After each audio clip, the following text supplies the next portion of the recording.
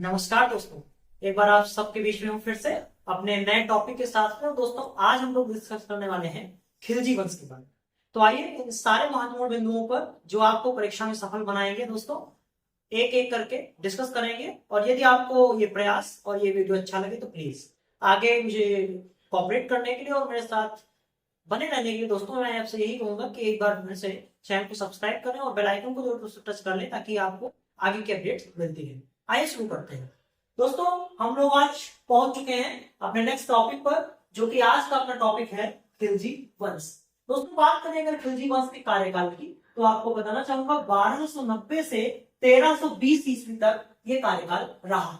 दोस्तों दिल्ली सल्तनत के दूसरे हम वंश पर बात कर रहे हैं। पहला गुलाम वंश था, जिससे संबंधित जितनी भी वीडियोस हैं वो मैंने बना रखी हैं। आप चाहें तो एक बार प्लेलिस्ट में जाकर के आप चेक कर सकते हैं। डिस्क्रिप्शन बॉक्स में दिए लिंक्स है कि आपको दोस्तों यहाँ पर वो प्रोवाइड कर दूंगा मैं, उसमें आप चलिए।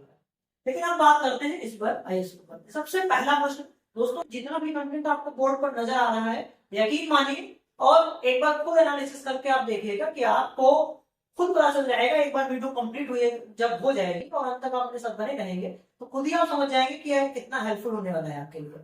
दोस्तों सबसे पहले मैं आपको बता दूं कि जो संस्थापक इसका था वो था दोस्तों जलालुद्दीन खिलजी, जिसका समय था 1290 से 1296 ईस्वी। पहला प्रश्न आपसे यही पूछता है खिलजी वंश का संस्थापक कौन हुआ है या कौन था, तो आपका आंसर हो जाएगा जलालुद्दीन खिलजी। अब दोस्तों बात करते हैं यहाँ पर इससे कुछ अभियान जो इसने मतलब कुछ लड़ाइयां लड़ी हैं उन पर बात करते हैं।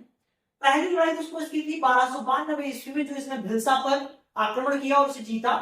और उसके बाद दोस्तों इसका अंतिम युद्ध जो जिसमें इसने विजय प्राप्त की थी वो था देवगिरी का दोस्तों युद्ध, जो 1294 ईस्वी में हुआ और इसमें इसको विजय प्राप्त हुई। अब दोस्तों बात करते हैं यहाँ पर एक जो नेक्स्ट पॉइंट आने वाला है, जस्ट जो भी आपका नेक्स्ट टॉपिक है वहां से दोस्तों जो भी आप मैं कहूँ जितने भी मैं इस टॉपिक की तारीफ करूं या मैं कहूँ कि पॉइंट ऑफ व्यू आपके एग्जामिनेशन के लिए बहुत ज्यादा इंपॉर्टेंस रखता है आपके लिए, तो वो कम ही होगा। बात करें दोस्तों सबसे इंपॉर्टेंस रखने वाले पार्ट की, तो आइए शुरू करते हैं। दोस्तों यहाँ पर आपको बताना चाहूंगा कि इस जलालुद्दीन खिलजी जो कि संस्थापक था खिलजी वंश का, उसका भतीजा हुआ करता था दोस्तों अलाउद्दीन खिलजी। अब बात करें अलाउद्दीन खिलजी के समय की, तो आपको बताना चाहूंगा 1296 से 1316 ईस्वी तक दोस्तों ने शासन किया। आपको बताना चाहूंगा दोस्तों ये उस समय हुआ करता था कड़ा का गवर्नर। जिस समय जो आपका संस्थापक जलालुद्दीन खिलजी शासन कर रहा था उस समय की बात है दोस्तों, कड़ा का गवर्नर था। और यही अलाउद्दीन खिलजी जलालुद्दीन खिलजी के कहने पर दोस्तों एक अभियान पर जाता है और वहां पर विजय प्राप्त होने पर दोस्तों होता यह है कि ये जलालुद्दीन खिलजी जब इससे मिलने के लिए वहां जाता है तो ये इसकी हत्या कर देता है दोस्तों और खुद ही शासक बन जाता है।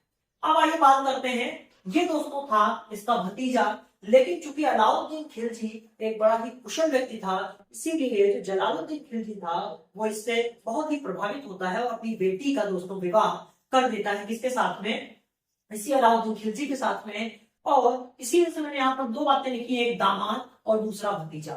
इसका भतीजा हुआ करता था लेकिन दोस्तों आपको बता दें इसने अपनी बेटी से विवाह किया इसलिए इसका ये दामाद हो गया। अब आपको बताते हैं इससे कुछ रिलेटेड महत्वपूर्ण बिंदु। हत्या इसने कब की? 19 जुलाई 1296 ईस्वी में। अगला बिंदु भतीजा था, दामाद या भतीजा था, दोनों बातें मैंने आपको बता दी। अब आपको दोस्तों मैं आपको बताने वाला हूँ जो प्रश्न बने हैं। प्रश्न ये बना है सिकंदर ए सानी या द्वितीय सिकंदर किसे कहा जाता है? तो बिल्कुल इस पॉइंट को तुरंत नोट करिए दोस्तों, अलाउद्दीन खिलजी द्वितीय सिकंदर या सिकंदर ए सानी के नाम से जाना जाता है। बात करें अमीर ए तुजुक का दोस्तों पद ये किसने दिया था, तो आपको बताना चाहूंगा कि जो भी जलालुद्दीन खिलजी था, जो इसका चाचा था या इसका ससुर भी आप कह सकते था, उसी ने दोस्तों इसको अमीर ए तुजुक का पद प्रदान किया था। अगला प्रश्न दोस्तों, एक प्रश्न बना है, बहुत बार बना हुआ है कि 1000 दीनारी नाम से किसे जाना जाता है या 1000 दीनारी किसे कहते हैं, तो आपको बता दो दोस्तों इसी अलाउद्दीन खिलजी का सेनापति हुआ करता था दोस्तों, जिसका नाम था दोस्तों यहाँ पे मैंने लिख कर रखा है मलिक काफूर। तो मलिक काफूर को ही दोस्तों 1000 दीनारी कहा जाता था। और आपको बता दें कि इसको 1000 दीनारी कहने का कारण ये था कि 1298 ईस्वी में अलाउद्दीन खिलजी ने इसको गुजरात से दोस्तों खरीदा था और इसी वजह से इसको कहा जाने लगा हजार दिनारी। आपको याद ये रखना है हजार दिनारी किसे कहते हैं, तो वो है दोस्तों इसका सेनापति मलिक काफूर। अगली बात करें, अब यहां से ऐसे प्रश्नों की श्रृंखला शुरू हो रही है जिसको आप खुद चेक करिएगा और डायरेक्ट आप इस चीज को ऑब्जर्व कर सकते हैं कि कहीं ना कहीं कितना इंपॉर्टेंस रखने वाला है ये आपके लिए। पहला प्रश्न यहां से, बलबन की लौह एवं रक्त नीति को दोस्तों किसने अपनाया। यहां पर मैं आपको बता दूं 2 प्रश्नों का संकलन है एक ही प्रश्न में।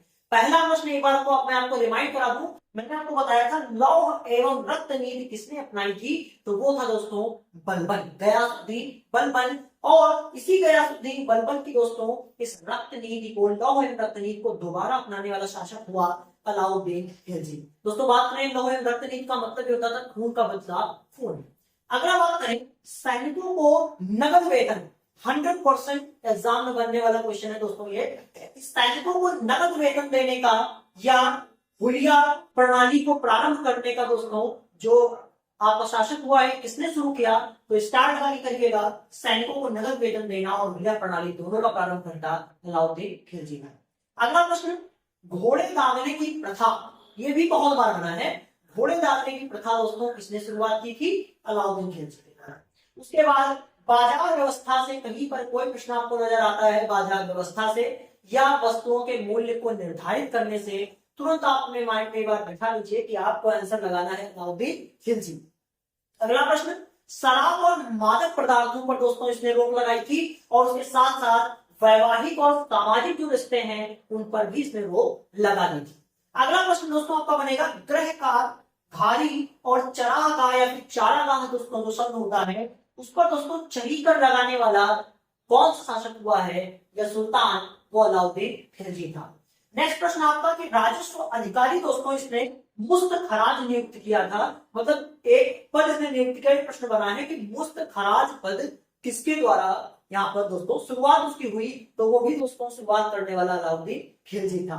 अब आपके नेक्स्ट सेगमेंट की तरफ चलते हैं जो है दोस्तों आपका दरबारी कवि को लेकर। मैं आपको बताऊं कि इसके समय में 2 दरबारी कवि हुए हैं जिनका एक का नाम, उनका नाम आप सभी जानते हैं, अमीर खुसरो, और दूसरा दोस्तों थे हसन दहलवी।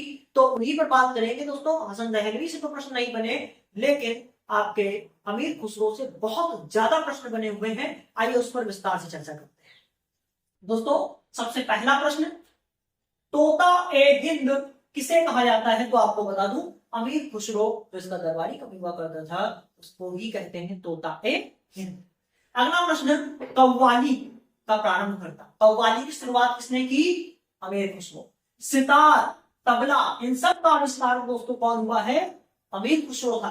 बात करें वीणा के संशोधन को जाने, मतलब किस तरीके से वीणा के संशोधन को हम जानते हैं, वीणा का संशोधन करने वाला कौन था, वो भी आपका अमीर खुसरो ही था।